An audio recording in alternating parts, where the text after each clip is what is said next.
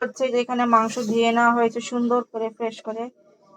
তারপরে এই যে এখানে কাবাবে মশলা দেওয়া হয়েছে, আর এখানে মামনি তেল দিচ্ছে,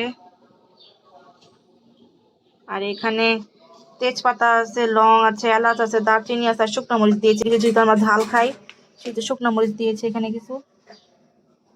আর এগুলা দিয়ে কাবাব করা, তো দিয়ে দেওয়া হলো মশলা।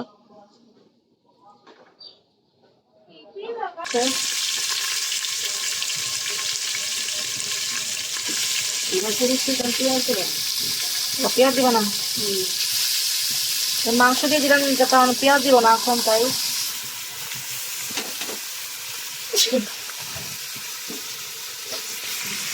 নাড়া দিয়ে নেই।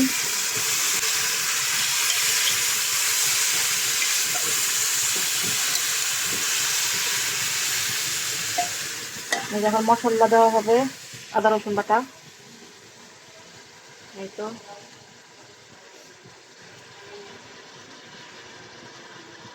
এই যে ধনিয়ার গুঁড়ো,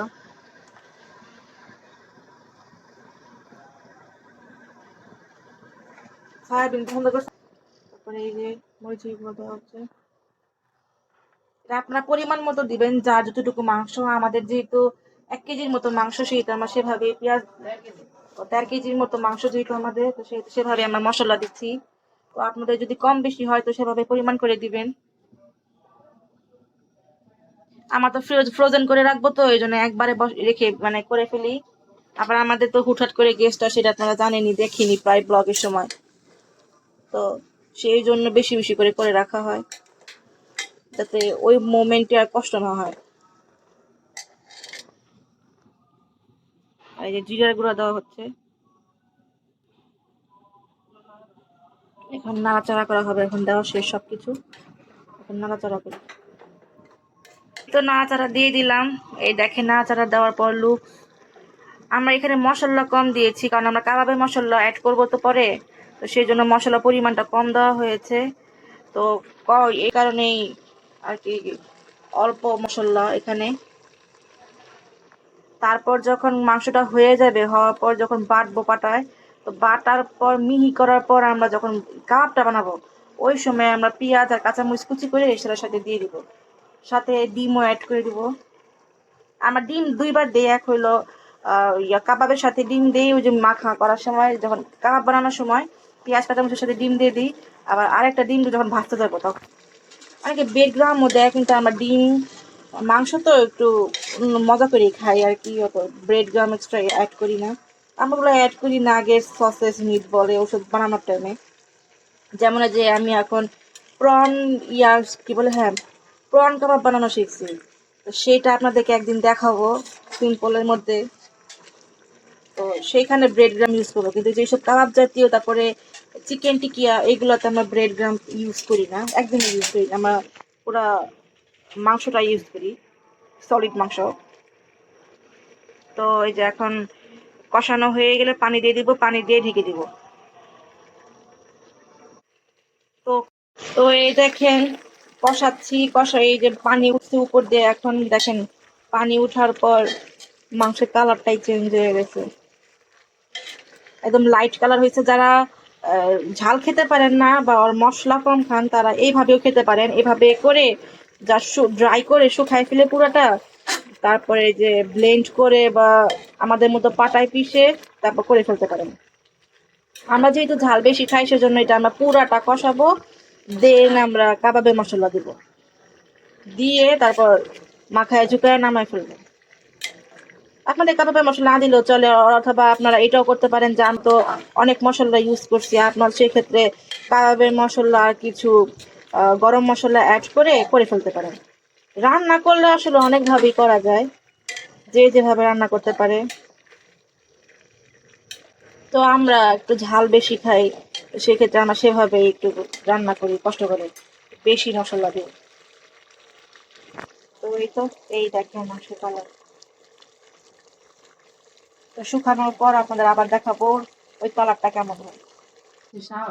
আর এই তো কষানোর ডান, তাই এখন আমি পানি দিচ্ছে। এই দেখেন কষানো, দেখেন মাংস মাখা মাখা হয়ে ঝোলটা মাংসের সাথে মিশে গেছে, এখন মানে পানি দিয়ে দিচ্ছে, ধোয়ায় দেখা যাচ্ছে না। এই দেখেন পানি অত বেশি দেবো না, পানি শুকাই দেবো। পানি বেশি দিবা না, পানিটা পুরা শুকাই দেবো। শুকায় যাচ্ছে, শীষ দিবে না এখন। তো এখন এইভাবে নাড়াচাড়া দিয়ে আটকায় দেওয়া হবে, 12টা শীষ দিবে। তো এই তো ঢাকনা দিয়ে ঢেকে দিলাম। আপনারা যারা কাবাবের মশলা অ্যাড করবেন তো আলাদাভাবে আর কি, তখন সেই ক্ষেত্রে আর কি এইভাবে কষানোর টাইম আপনারা লবণ কম দিবেন, কারণ কাবাবের মশলায় লবণ থাকে। আর আপনারা যারা এইভাবে না কষায় ডাইরেক্ট কাবাবের মশলা দিতে চান, তো সেখানেও একটু লবণ অ্যাড করে দিয়েন ওই অবস্থায়। তো এই তো সব কাবাবের জন্য যাবতীয় সব কিছু রেডি করে নেওয়া হয়েছে। এই তো এখানে পেঁয়াজ, ডিম, এই যে এখানে বুটের ডাল, আর এই যে মাংস, আর এই যে হলো কাবাবের মশলা। এটার জন্য এত পরিশ্রম করে রাত 10টার দিকে গেলাম। এই যে সব দিয়ে এখন কাবাব রেডি করা হবে। করো ডাল, বুটের ডাল নিয়ে নিচ্ছি পরিমাণ মতো। আমাদের এখানে 2 কেজি মাংস, তো সরি 1.5 কেজি মাংস, তো 1.5 কেজি মাংসের জন্য আর কি সেই আন্দাজ বুট নিচ্ছি, বুটের ডাল। আর পরিমাণ মতো বুটের ডাল, কত একটু 1.5 কেজি মাংসতে 250 গ্রাম বুটের ডাল নিলাম, বাটা ডাল তাও। এরপর দিয়ে দিব পেঁয়াজ, সব দিব, দিয়ে দিব, আনতে দাও না, কচলাই দিব। তো এই তো সব পেঁয়াজ দিয়ে দিচ্ছি, এগুলো এখন এভাবে কচলাই কচলাই দিতে হবে, যাতে সবগুলোতে পেঁয়াজ পড়ে প্রতিটা কাবাবের মধ্যে। আর এই দলা দলা থাকলেও ভালো লাগে না আর কি কাবাব।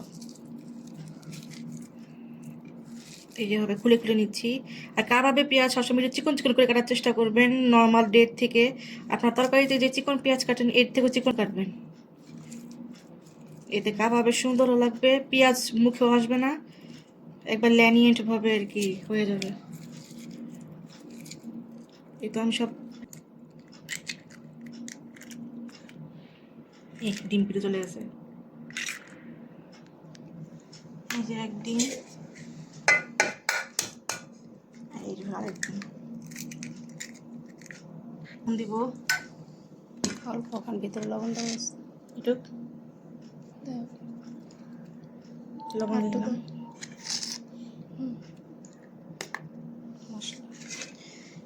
আমি কিন্তু কাবাব বানাতে পারি না, আমার মামুনি আমাকে সাইড দিয়ে বলে দিচ্ছে।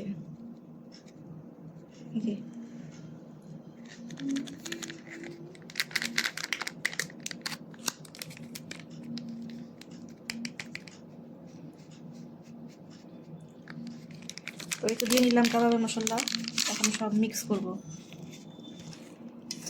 ডিমটা নিচে পড়ে গেল,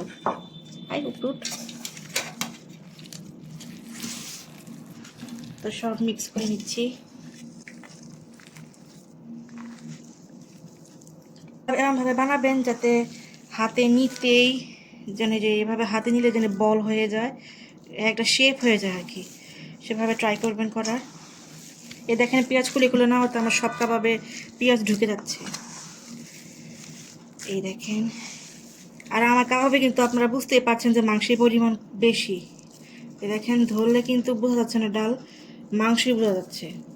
আমরা কিন্তু মাংস আর বুটের ডাল সমান সমান নিই, আমরা কিন্তু মাংস নিয়েছি 1.5 কেজি আর বুটের ডাল নিয়েছি 250 মতো, বাটা বুটের ডাল।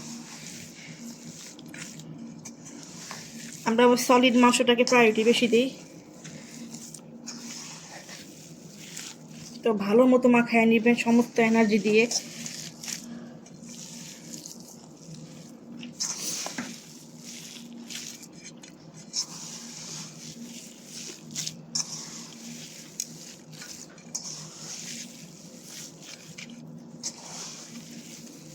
আর যারা ঝাল প্রেমী না, তারা মাংসের মধ্যে খালি লবণ আর কিছু মশলা দিয়ে সিদ্ধ করে নেবেন, তারপর ডাইরেক্ট কাবাবের মশলা দিয়ে দিবেন।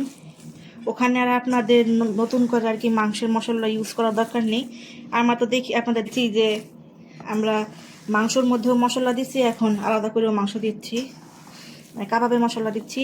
তো আপনারা ওইটাকে করতে পারেন, ইগনোর করতে পারেন। আর কাবাব মাখামাখি করা শেষ।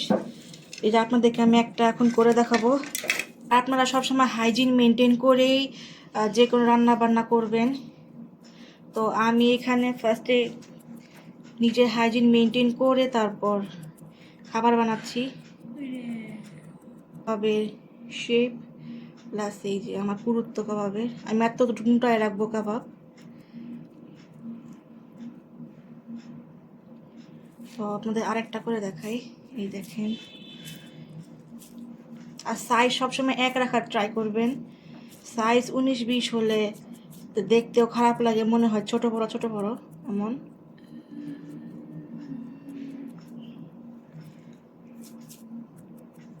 তো এই তো আরেকটা বানায় নিলাম আমরা।